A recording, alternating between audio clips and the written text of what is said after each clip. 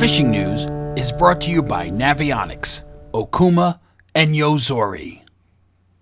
I'm Jim Hutchinson with the New Jersey, Delaware Bay edition of the Fisherman magazine. First week in April, and I got an email this week from somebody who watches the video every week. They said, Jim, you said there are some good fish, keeper-sized stripers, along the Delaware and Raritan right now, yet the computer-generated models aren't showing anything more than schoolies. What gives? Charts, graphs, computer-generated models. Practice. We're talking practice. No, we're talking about migrating striped bass that are moving into the area. We're talking about holdover stripers, some big ones in the deeper areas of the Raritan that are already starting to stage in advance of their run up the upper Hudson for the spawn. We're talking about Lee Mobley, who earlier this week had a 37-pound, 47-inch fish, a striper, along the lower Delaware River. That's what we're talking about. We're talking about Chris Orange.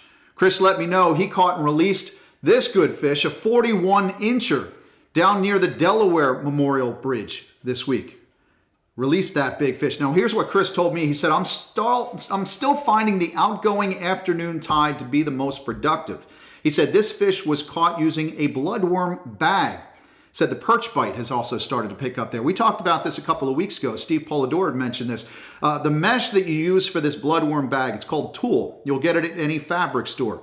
And Chris said you just get that magic elastic thread at your local tackle shop. But what he suggested is take a piece of the mesh, put your bloodworms inside, bring the four corners together and use that elastic thread, that magic thread, to tie it up. 6 or 7 wraps will all that you need to do. And then trim the excess mesh from the top and you're ready to go. He said it's a pretty much a required piece of equipment along the Delaware when those perch are starting to bite as well. And of course, we've got those big stripers now on the move. In fact, don't forget, as of April 1st, from the Commodore Barry Bridge to the south, all the way up north in Trenton, near the Calhoun Street Bridge, no harvest of striped bass. You got to use circle hooks.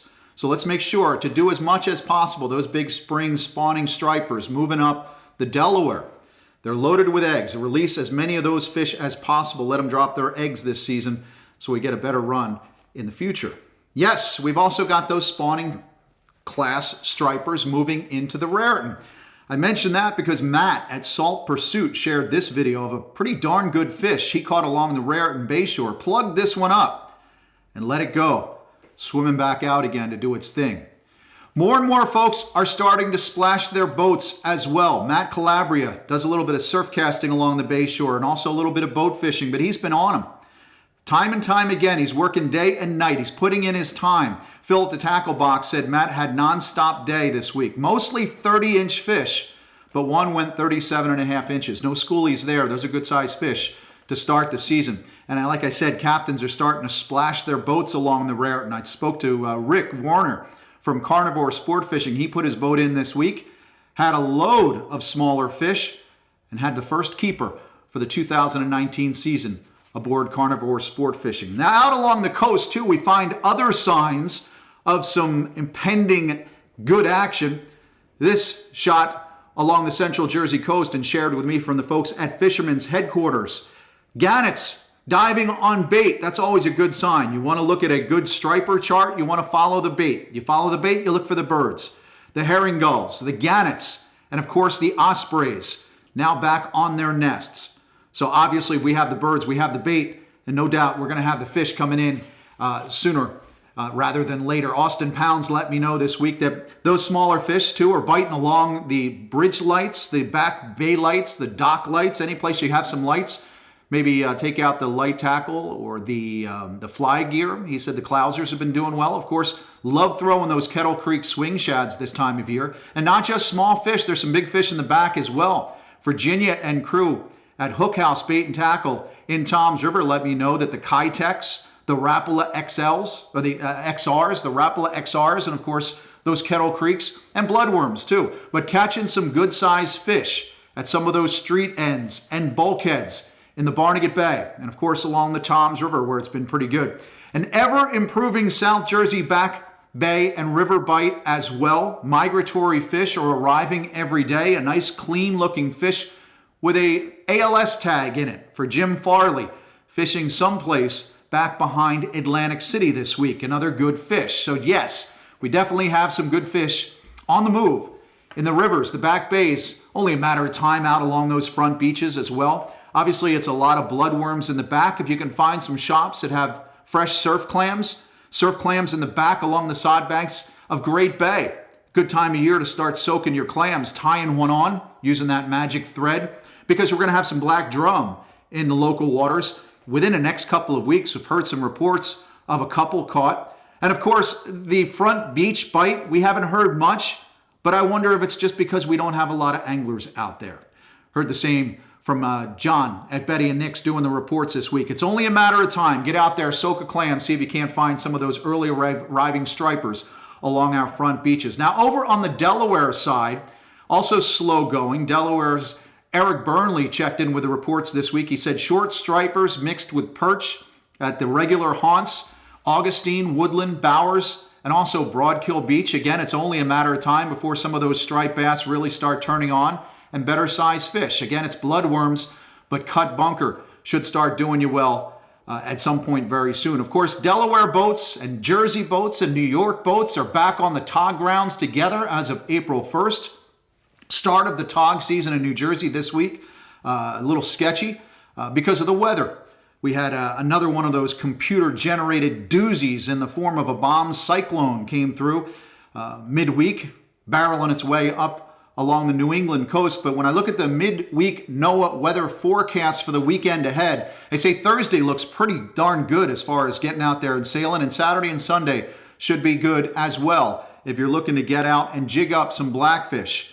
Good time of year to do that as that season just opened up here in New Jersey. Of course, trout season also opening up in the tri-state area. New Jersey's Trout Kickoff is this Saturday, April 6th, which of course it means the Shark River surf anglers have their annual kids event at Spring Lake this Saturday. Should be a terrific event. It runs from 8 a.m. to 1:30 p.m.